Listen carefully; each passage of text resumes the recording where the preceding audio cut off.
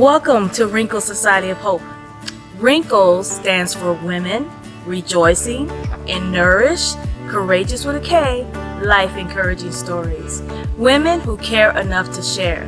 I am asking that you can come and share your story with the women of the Wrinkles family. This is a platform that provides encouragement and support to other women to know that they're not alone going through this wrinkle. Also, today I'm having one of those women come and share their courageous story of the wrinkle that they had to press through in order to become stronger and a courageous woman. And remember, hit subscribe and share the Wrinkles family with someone else so that we can build our Wrinkles family. I'm so happy you came today, and I can't wait to hear from you soon.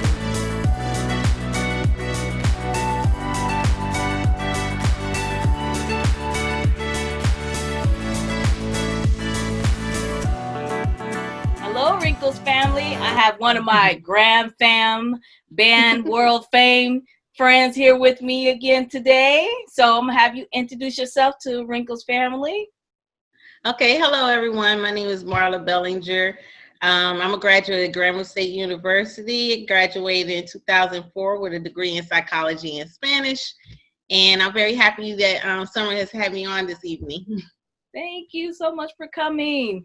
So we're going to get started. She's still young and looking fresh in the face as well. So I don't see any wrinkles physically. But if you would ever get a physical wrinkle, how do you think you would feel about that? Probably the same way I felt about getting my first little gray hair. Yeah. That's often here. In my family, we developed them later on my mother's side. So I finally got one, and I was excited because I feel like it's a milestone into middle womanhood. Ooh. And I embrace getting older. I tried to look at it differently because I know as women, we look at it like, oh my God, I got a wrinkle. Yeah. Or, oh my God, I got gray hair, and our bodies don't look the same. You know, we go through things, but I just think if we look at it differently, it's a blessing. I think as minority women, we age gracefully, who never got the opportunity to even reach 40. Yeah. And this, their children. So I just think it's a blessing to even be this age and everything that comes with it. So when I do see my wrinkles, I'm gonna just thank God for it. Awesome. Well, I love that you said middle. What'd you say, middle woman? Oh, middle woman milestone. Well, I like that. I like that a lot because, I mean, I think when we're younger, you think 40 is old, but now I'm 42. I'm like, I'm young. You know? Yes. Yes. So we're going to embrace those changes. Mm-hmm. But through life, as we get older, you know, we left Grambling State. We went to our dreams and pursued our goals. But throughout life, we have some emotional or just some wrinkles that just hit us. Mm-hmm. And what is one of those wrinkles that you had to press through in life? I've had many of them, but I think one of them that probably just in the most recent years is juggling, working a 40-hour-a-week job, raising my teenage daughter who's very active in school, and being in graduate school again. I had decided to come down here and get another master's in speech therapy. So that was a huge decision-making process to, you know, sell my house and come all the way to Louisiana. And then I was working as a Spanish teacher. I attended Southern University for my master's in speech therapy. And they have a high school or pre-K through 12th grade school on their campus. So I was teaching Spanish there, and, you know, I would get off of work, go home, you know, cook dinner for my daughter, make sure she was settled, got her homework done. And then once I got her settled, I would go to class from 6 to 8:50, or you might as well say 6 to 9 o'clock at night. Oh. Then I would get home and, you know, make sure she was settled, you know, brush her teeth or whatnot, did her homework, go to bed and get up and do it again. And there was, you know, during finals week, what I would do is, you know, I would go to work, do the same thing, get off of work, cook for my daughter, make sure she was settled. And then around 10 o'clock at night, I would go over to my friend's house, and it was a group of us, about 6 of us. and we would stay up and study till 4 o'clock in the morning. Now they were in a position where they didn't have to work, whereas I did. And so after I would leave my friend's house at 4 o'clock in the morning, I would run home, sleep, lay down for about an hour and a half, and then get up and go to work. And then, do the same thing. And then when that finals, that was studying. Yeah. And so when Monday and Tuesday come with the finals, I would go to class at 6, take my test, and then go back home, get my daughter settled, and then leave to my friend's house to go study again till 4 o'clock in the morning. So I was only getting like maybe an hour and a half of sleep from Monday to Thursday. And I remember like, Jesus, please just let me make it. Yeah. Just let me make it, and I think as a single parent, making the decision to, my daughter was in middle school then, so she was okay to stay at home by herself. And then my coworker actually stayed 2 doors down. So I didn't feel, bad about kind of leaving her home. But I know she was by herself, many nights while I'm trying to better myself. And I think that's hard when you're a single mom and having to juggle your job and your children and going to school at the same time. So that was a big test for me, juggling all of that. And, when you don't have any, you might have friends, but we're all going through it. Yes. So, and not having time just to even sit down and gather my thoughts, and even just, I always say, having time to be depressed. I didn't have time because I was sitting in my bed and I'm like, oh my God, oh, wait a minute. I got to finish that paper right quick. Like literally, I'm ready to break down crying. Like, oh, I don't have time. I don't have time to be depressed. And I'm really big on mental health now. Mm-hmm. And really big. Even that's kind of my first background. I have master's in counseling too. And I think it's important for women, especially moms, to take time for yourself and to know that's okay. So that was one of my biggest wrinkles, is juggling working, Mm-hmm. the 40 hours a week, and being a teacher, my students are my kids. Oh my goodness. So dealing with them and teaching and all the responsibilities as an educator with lesson plans and everything, grading papers, and then my own classwork, and then staying on top of my daughter, who's, as she's a very active cheerleader. She was competitive cheerleading, having cheer competitions on the weekend. So one time after the finals week, I had to go to a competition in another state. So, oh my goodness. Yeah. So I just kept pressing, and praying, like, God, just give me strength. Let me make it. Because I know at the end of all this, there's a reward for it.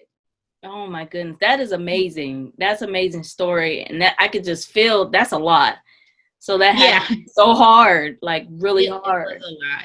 And I was thinking on the weekends, maybe you were able to rest, but I seen pictures of your daughter being very competitive in cheer. And I know I hear from other moms, cheer is a lot of work. It's a lot of hours. So that had to be, how did you feel when you finally crossed that stage?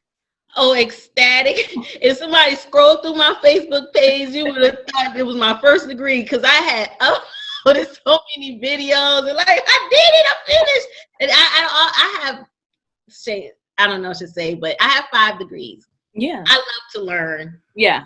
I really do love to learn, and I like to get the education, do different things. But out of all of them, that was the one I worked the hardest for.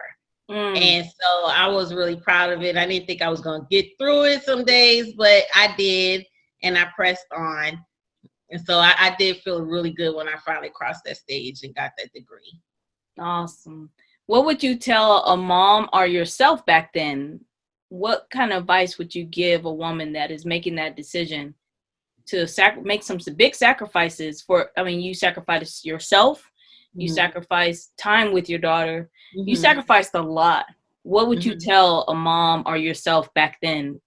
What advice would you give? I believe that when you have a goal, there is going to be this stretch of time where it's just not going to be easy, no matter what you want to do. And I would say just keep pressing on.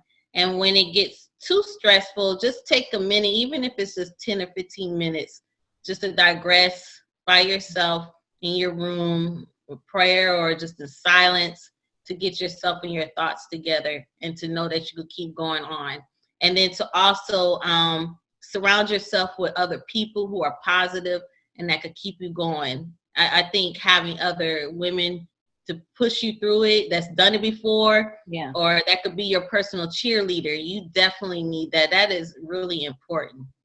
That's one of the things that I would definitely tell any other woman who's deciding to go back to school and earn a degree, or even if it's their first degree, go ahead and do it. Because I've met women who have 4 kids and did all that I've done.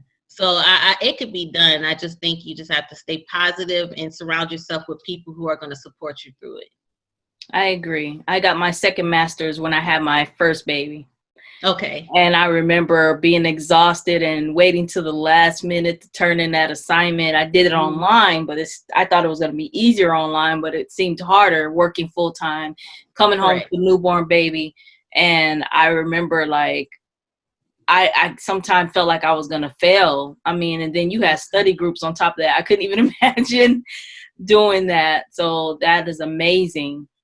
And going through everything that you've been through in life and the woman that you are today, let's say you got a t-shirt made, what would that shirt say? What phrase or word would it say about you today?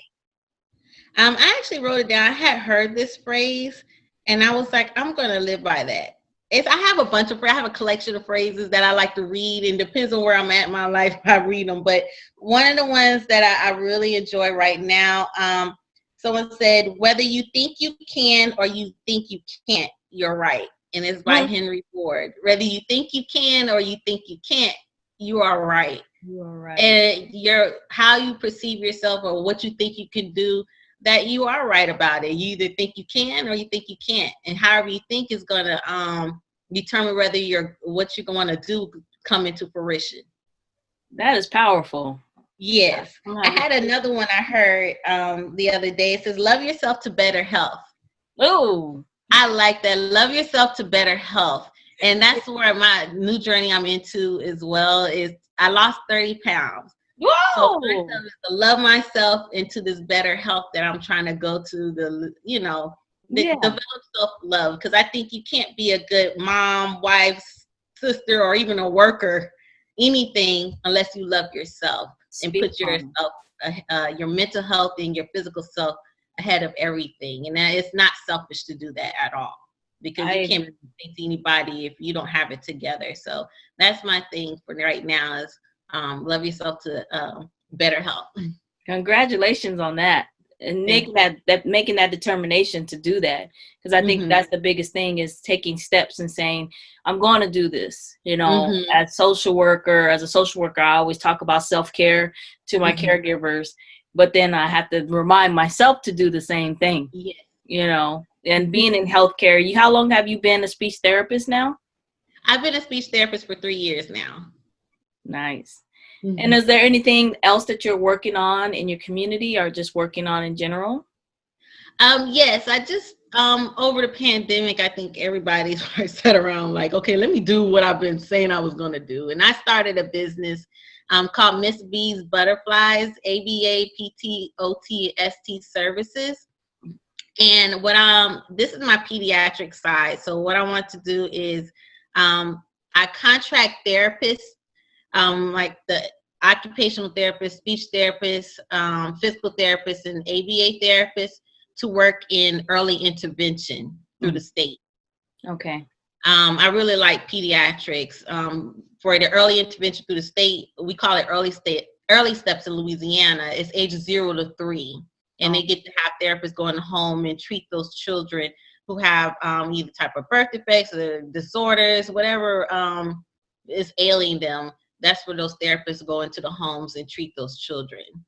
I also have Beeline Therapy, where I'm going to do home health. So it's kind of the same setup where I have contract those same therapists and to go into the homes to work with the geriatric patients who, not too sick, not sick enough to be in hospital, but not, good enough to be at home, but they still need those therapy services. So that's the geriatric side. I'm going to get started off in May, but I have just started hiring people for my pediatrics, and January, I have all their paperwork in, so it'll be hitting the ground running.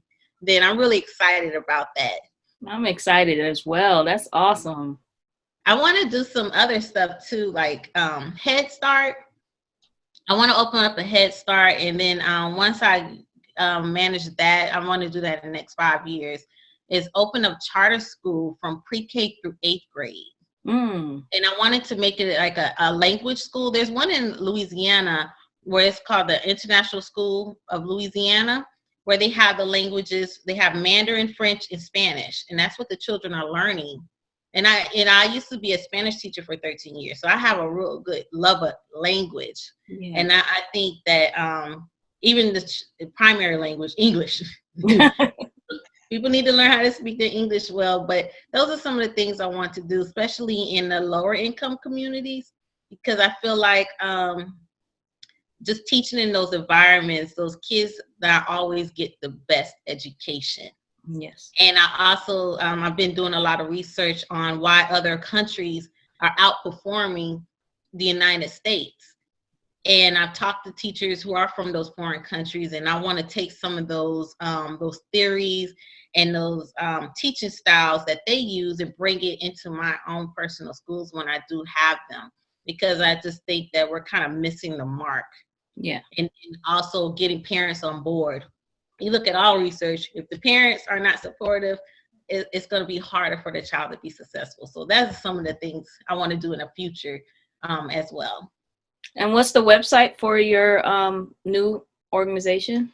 Okay, so for Miss B's Butterflies, I'm on Facebook. They could just type in Miss B's Butterflies and it'll pop up. And then later on, I'll get the website coming. But it will be on Instagram by tomorrow. My sister is working on that. She's my office manager. Nice. So she's working on that as well. So people can look on Instagram under Miss B's Butterflies. And they can also look on Facebook for the same thing.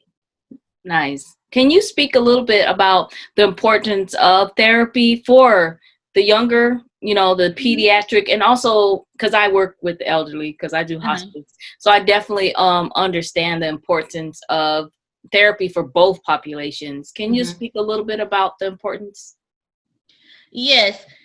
Research tells us that when children, if they don't have, let's say they have a language delay, and the child is 3 years old and they're not either talking or using as much vocabulary as they should at that age, when they start kindergarten, they're already a couple years behind.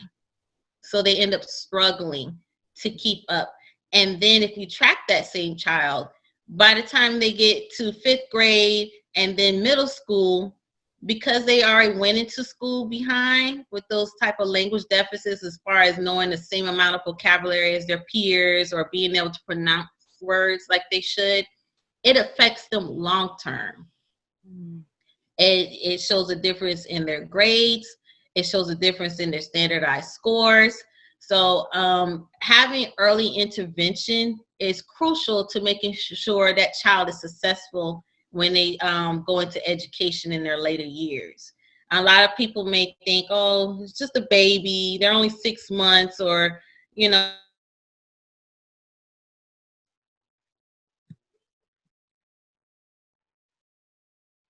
can't hear you. I lost you again.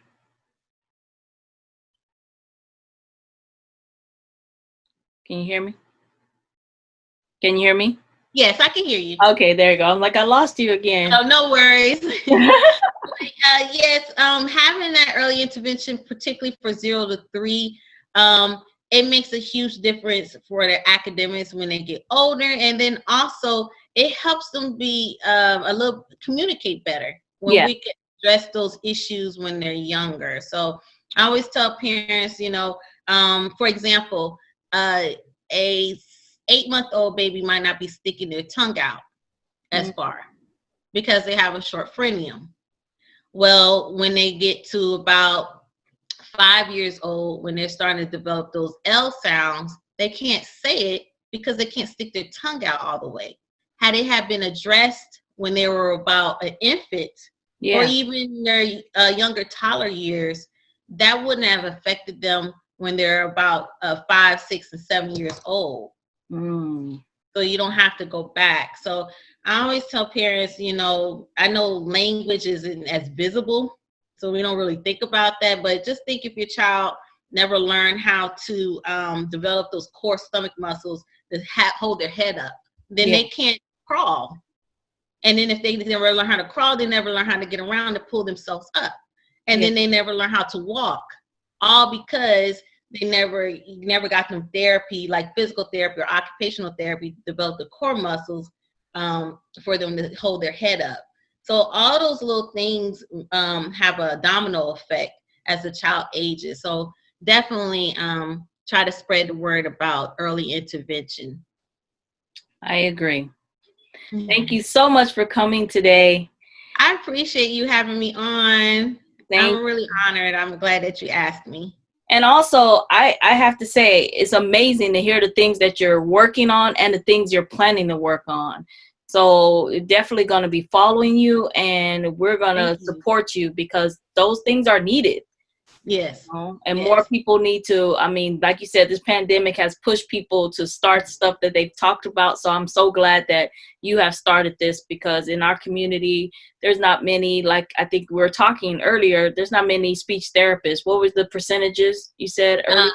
There's 96% of the whole entire profession for speech therapy is Caucasian, and only 4% other. Not even 4% African Americans, 4% other. So there's very limited amount of us. So, you know, when you look at the population who's being treated, it's predominantly minority students or minority children, period. So we do advocate that, especially to like high school age kids, you know, look at these professions, you know, and get into the field. And then also spreading the word to the community that, hey, this is who I am, this is what I do. Let me screen your child. Do they need these services? And this is why it's important they should get it. Yes. Well, we are going to follow, and we're going to provide some more education. So I thank you so much for coming to the Wrinkles family. Thank you. Bye, Wrinkles.